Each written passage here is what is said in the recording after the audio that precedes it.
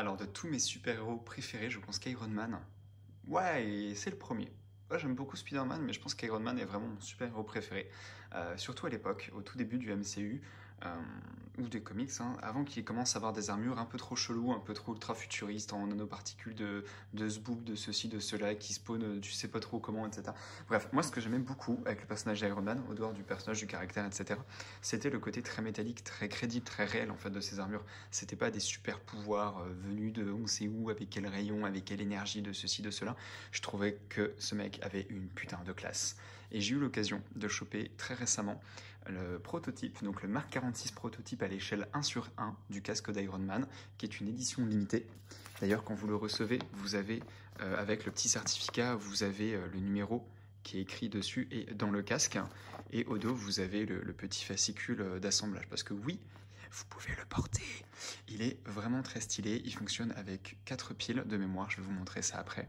Et vous avez des capteurs sur les côtés qui permettent de relever ou de fermer la visière du casque et d'allumer les yeux. Parce que oui, ça brille. C'est extrêmement sympa. La boîte, elle, est très conséquente. Je vous la présente juste comme ça parce qu'elle est déjà vide. En fait, il n'y a rien dedans, quasiment quand vous l'achetez. Il n'y a pas de surplus. C'est-à-dire, vous avez la boîte, vous avez un gros morceau de poli à l'intérieur qui est prédécoupé avec le casque qui est posé dedans. Et c'est tout. Au dos, vous avez le truc officiel avec le fait que ce soit officialisé Marvel avec le numéro de série. Et c'est tout. Donc je vais mettre cette boîte de côté pour l'instant parce que c'est pas ce qui nous intéresse le plus. Nous, ce qu'on veut voir, c'est les jouets. Alors, en parlant de jouets, c'en est pas vraiment un. Si c'est pour offrir à un gamin, ne le faites pas. C'est vraiment un objet de collection. Je vais pas dire que c'est fragile, mais je veux dire que ça coûte cher quand même. Donc ne l'offrez pas à quelqu'un si c'est pour l'offrir à un gamin de 8 ans ou 10 ans, même s'il est très fan, ou alors faut qu'il soit mature et sérieux quoi quand même, malgré tout. Donc au niveau du casque, moi je l'ai posé sur un petit porte-casque qui est ici, que j'avais chopé sur Amazon à 10 balles. J'en ai plusieurs parce que j'ai plusieurs casques chez moi, puis j'ai aussi le casque audio de mon ordinateur. Hop, donc je vais le relever. Oh, il est en bambou, très classique, enfin en bambou, il est en bois, très classique avec une tige. Ça fait le taf pour supporter des casques en décoration. Il est en plastique brillant. Tac, il est vraiment très très sympa. Mais je vais vous spoiler direct, il vaut clairement pas son prix. Parce que oui, il est très beau. Par contre, il coûte extrêmement cher. J'ai pas le prix neuf en tête parce que je l'ai pas acheté au prix traditionnel, je l'ai acheté beaucoup moins cher. De mémoire, neuf, il devait valoir dans les 400 euros, quelque chose comme ça. Quand même, hein, ouais. Pour du plastique, ça fait quand même mal au cul. Alors oui, il y a un minimum d'électronique, mais ça fait quand même super mal. Mais pour ce prix-là, je m'attendais à autre chose qu'un truc en plastique. Donc moi, j'avais dû le payer presque 3 fois moins cher, je crois. J'ai eu du bol, j'ai vraiment sauté sur l'occasion. Mais bon, les capteurs sont cachés sur les côtés. Du moins, juste ici. Quand on soulève le casque, qui est assez confortable en fait, même s'il donne très chaud, il fait pas mal à la tête comme j'ai pu avoir avec certains casques Star Wars par exemple. Vous avez le petit bouton d'allumage qui se trouve ici. Le on-off. Je vais le poser après l'avoir allumé. Voilà. Quelque chose comme ça. Et du coup, quand on touche la partie... Hop, attendez, je mets bien en face, voilà. Si on touche la partie latérale, la visière se soulève avec le petit bruit mécanique. Je vais reculer un peu la caméra, voilà, et on va le faire descendre cette fois. C'est très cool.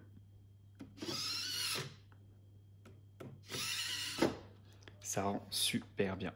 Il y a des petites fentes pour quand même voir quand vous avez le casque avec vous. Juste ici.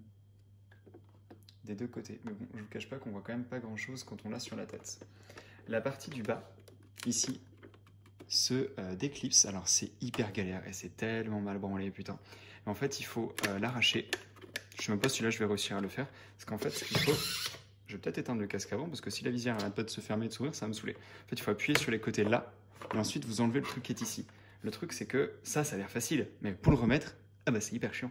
Et du coup, quand vous l'avez sur la tête, vous ne voyez pas ce que vous faites et c'est vraiment super relou. Le boîtier pour les piles, il est ici. Donc vous avez 3 ou 4 piles, je sais plus, parce que comme ce machin est aussi hyper galère à enlever, voilà, 4 piles. Donc c'est des mini, c'est des AAA. Voilà, tout simple. Pareil, les piles, elles sont hyper chiantes à mettre parce que ce bloc-là, il est collé au casque, donc vous pouvez pas l'enlever. Ce qui fait que pour mettre les piles, eh ben vous en chiez. Donc à 400 balles de casque, putain, il aurait été largement améliorable quand même. Surtout que c'est pas la première fois que la marque fait ce genre de produit. Mais bon, on va pas se mentir, je suis quand même super content de l'avoir. Donc pour mettre le casque sur la tête, il faut d'abord enlever donc la partie inférieure. Vous le mettez sur la tête.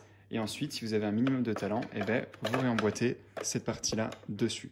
Je vous mens pas, c'est vraiment super compliqué de mettre cette partie-là quand le casque est sur la tête de quelqu'un. Parce que vous avez les petits crochets qui sont là, ici et ici. Et en fait, il faut appuyer pour le clipser. Donc, même déjà quand il n'est pas posé sur quelqu'un, c'est parfois un peu galère. Vous voyez, même là, je galère alors qu'il est juste posé sur une table. Mais alors, quand il est sur quelqu'un, il suffit que, comme moi, la personne ait les cheveux longs, et alors là, laissez tomber, c'est une plaie comme pas possible, quoi. J'ai toujours pas compris, ça fait 2 mois que je l'ai, j'ai toujours pas compris comment du premier coup bien encastrer le casque. C'est quand même pas super pratique. Voilà. Et vous voyez, là, il est clipsé, par contre, il y a un trou parce qu'il est pas bien fixé. Alors que pourtant, on a entendu un clac et ça bouge pas, hein. Il est là, il est fixé, mais il y a un gros trou qui normalement n'est pas là. Donc c'est un petit peu dommage, ça reste quand même un très bel objet de collection, en plus en édition limitée. Iron Man, ça restera toujours Iron Man. Je pense qu'il aura toujours de la valeur, hein, le produit. Bon, après, il a été déballé, etc. Donc forcément, il a perdu de sa valeur. Mais je collectionne pas pour faire prendre de la valeur aux produits en les laissant ad vitam aeternam dans une boîte et en les ressortant 30 ans plus tard pour les vendre en espérant plus cher. Moi, si je l'achète, c'est pour décorer chez moi, plutôt que d'acheter une peinture ou un tableau, un vase, une connerie, un truc comme ça. Et ben, je prends un casque, je trouve ça très classe. Sur un porte-casque, ça fait très beau. Et les fans, quand ils viennent, ils reconnaissent, ils font, oh, putain, c'est trop bien et tout. Voilà, moi je trouve ça super cool. Hop. Et voilà, c'était pour ce retour très rapide, mais au moins en français, du Mark 46 d'Iron Man en édition limitée à l'échelle 1. Salut tout le monde!